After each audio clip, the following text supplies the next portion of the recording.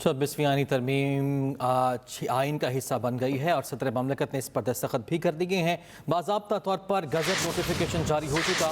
Chief justice Pakistan کا انتخاب اب 3 سینئر ججز میں سے ہوگا۔ سینئر ترین جج آٹومیٹک چوائس نہیں ہوگا۔ کسی سینئر جج کے انکار پر اگلے سینئر ترین جج کو زیر غور لایا جائے گا۔ چیف جسٹس کی مدت 3 سال یا ریٹائرمنٹ کی عمر کی حد 65 سال ہوگی۔ 26ویں آئینی ترمیم منظور، اب چیف جسٹس پاکستان کا انتخاب 3 سینئر ججز میں سے کیا جائے گا۔ نئی ترمیم کے تحت سینئر ترین جج چیف جسٹس کے لیے آٹومیٹک چوائس نہیں ہوگا۔ چیف جسٹس ریٹائرمنٹ سے 14 روز پہلے سینیورٹی لسٹ فراہم کرنے کے پابند ہوں گے۔ چیف جسٹس خصوصی پارلیمانی کمیٹی کو 3 سینئر ترین ججوں کے نام بھجوائیں گے۔ 12 رکنی کمیٹی 2/3 اکثریت سے چیف جسٹس کے نام کا فیصلہ کرے گی اور 3 ناموں میں سے ایک کا انتخاب کر کے وزیر اعظم کو ارسال کرے گی۔ وزیر اعظم چیف جسٹس کی تقرری کے لیے نام صدر مملکت کو ارسال کریں گے۔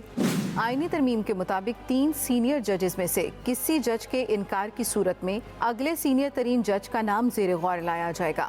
چیف جسٹس پاکستان کے عہدے کی مدت 3 سال یا ریٹائرمنٹ کی عمر کی حد 65 سال ہوگی۔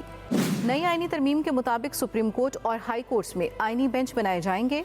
جوڈیشل کمیشن سپریم کورٹ میں آئینی بینچز اور ججز کی تعداد کا تعین کرے گا۔ نئی ترمیم کے تحت سپریم کورٹ کے ججز کا تقرر کمیشن کرے گا، جس کی سربراہی چیف جسٹس کریں گے۔ کمیشن میں 4 سینئر ترین ججز، وفاقی وزیر قانون، اٹارنی جنرل، قومی اسمبلی اور سینٹ کے 2 نمائندے اور 15 سال تجربے کا حامل بار کونسل کا نمائندہ شامل ہوگا۔ آئینی ترمیم میں سپریم کورٹ کا از خود نوٹس کا اختیار بھی ختم کر دیا گیا۔ آرٹیکل 184 کے تحت سپریم کورٹ دائر درخواست کے مندرجات یا اختیارات سے ماورا از خود کوئی فیصلہ یا ہدایت نہیں دے سکے گی۔ سپریم کورٹ میں اپیل کی فیس بھی 50,000 سے بڑھا کر 10 لاکھ روپے کر دی گئی۔ آرٹیکل 48 میں ترمیم کے تحت وزیر اعظم یا کابینہ کی جانب سے صدر کو بھجوائی گئی ایڈوائس پر کوئی عدالت، ٹریبیونل یا اتھارٹی سوال نہیں اٹھا سکتی۔ JUI کی تجویز پر آئین کے آرٹیکل 38 کے پیراگراف F میں ترمیم کی گئی ہے، جس کے مطابق 1 جنوری 2028 تک سودی نظام کا خاتمہ ممکن بنایا جائے گا۔